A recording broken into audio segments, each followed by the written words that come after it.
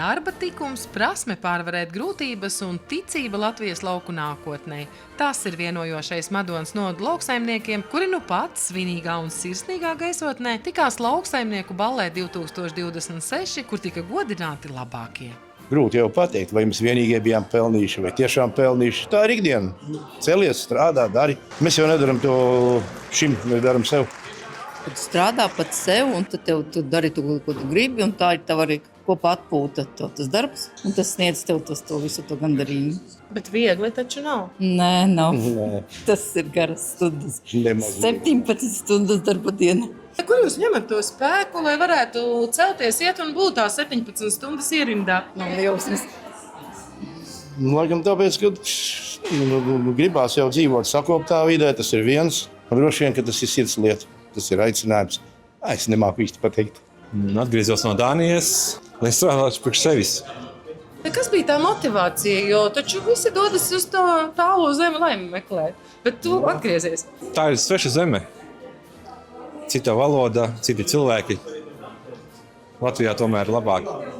Grūtākais ir sākums noteikti, jo jāsāk no nulles. Bet šobrīd, cik ilgu laiku jau tu esi atgriezies? 5 gadi. 5 gados jau pat līdz apbalvojumam. Tas nozīmē, ka ir kaut kas ir tas, kas iedod to spēku. Uzņēmība vienkārši. Nekad nepadoties.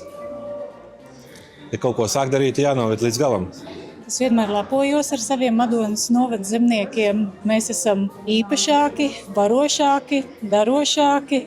Un to, manuprāt, var arī redzēt katru gadu lauksaimnieku ballē, jo tiešām mums šie stāsti ir daudzveidīgi. Lepnums un prieks par to, ka arī no citiem reģioniem brauc pie mūsu saimniekiem mācīties. Un saimnieki labprāt dalās ar savu pieredzi, ar savām zināšanām, arī ar mazliet savām kļūdām, neveiksmēm, jo šādā veidā tad arī citas saimniecības spēja veiksmīgi attīstīties.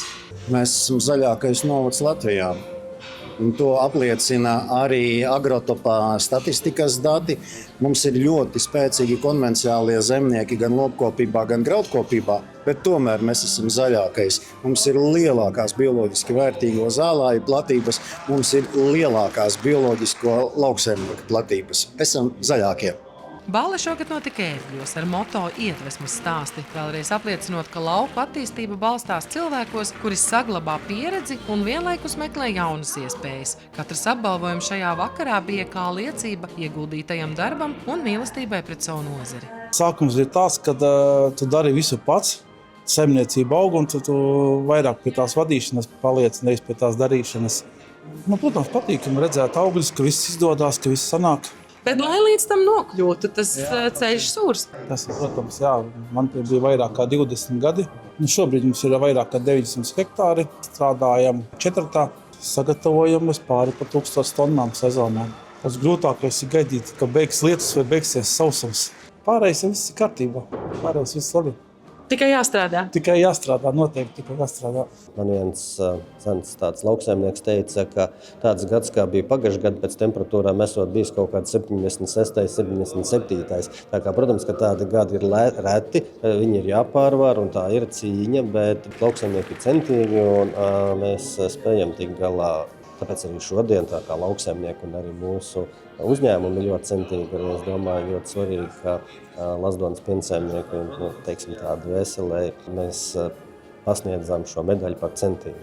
Jā, tiešām jāsaka mūža darbs, bet liekas, ka mūžs vēl tomēr nav galā, ka vēl kaut ko var padarīt šajā mūžā. Bet tas aktīvais laiks ir beidzies. Konkrēti Lazdonas piensaimniekā ir 42 gadi pavadīti ar tādu sirds mīlestību pret darbu, pret līdzcilvēkiem, visiem sadarbības partneriem, ir sevišķi zemniekiem, jo bez viņiem mēs jau piensaimnieki neesam nekas īstenībā. Saimnieki ar savu azartu, mazliet arī ar spītu, neatlaidību, turpina saimniekot, spēja sabalansēt šo te arī ekonomisko pusi un spēja izdzīvot. Ne tikai izdzīvot, bet arī veiksmīgi tālāk attīstīties. Tie tiešām ir iedvesmas stāsti, ko mēs redzējām šodien, ko mēs redzam ikdienā.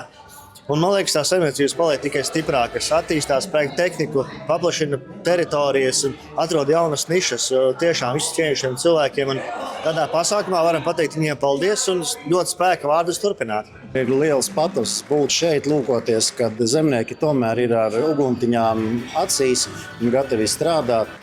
Visi kopā lūgsim Dieviņu, lai beidzot iedod mums labvēlīgu klimatisko gadu. Vēl tikai jāpiebilst, ka par īstu svētku gaisotni rūpējās vakara vadītājs Mārcis Feldbergs, savukārt dziesmu, deju un mūzikas noti nodrošināja ērglēnieši. Un ja līdz šim bija skaidrs, ka zemnieks prot strādāt, tad iedvesmas stāstu vakars apliecināja, ka prot arī atpūsties. Sandra Zariņa, Andris Milnis, RTV.